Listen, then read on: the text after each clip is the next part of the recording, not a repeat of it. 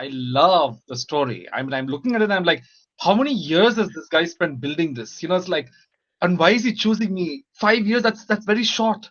I thought it'll take much longer. He's like, he's really thought this out. He's really thought up all these, like the battle royale. It's got the trend appeal for people who got to, like this kind of stuff today.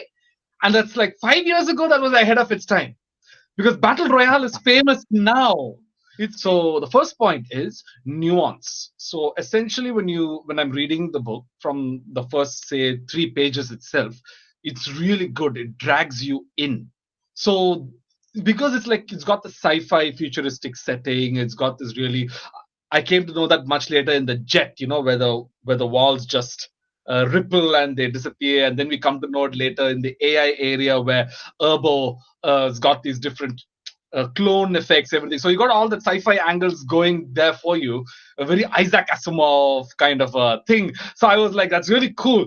But some extra nuance early on will set that tone. The Marcos option. This is good because this is enough. This is again the nuance which you wanted. It covers both the points right there. So you've got to do that because if this is there right from the sample, right from the prologue, I'm like, wow, I'm invested. I got to know what's happening. They're going to the past. And then when I enter the book, like you said, you're taking me to the present and then you're ending me in the future. And that's immediately got me hooked into book 2 already. So you got it.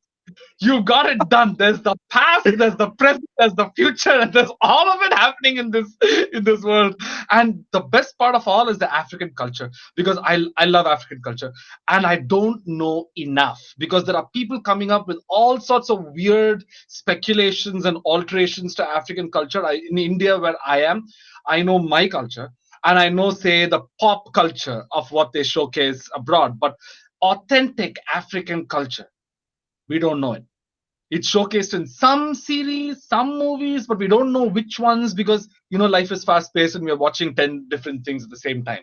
But in your book, I'm seeing getting a lot of those vibe checks when you see the hairstyles, the braids and everything, the food, the gumbo, and all that stuff because they think it's a New Orleans thing, but it's actually African.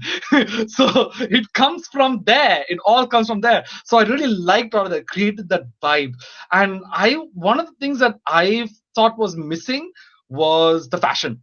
So a lot more clothing, attention to the clothes and how they wear it, because that's very specific to African culture because it's very different from anything anywhere on the planet. It's not there.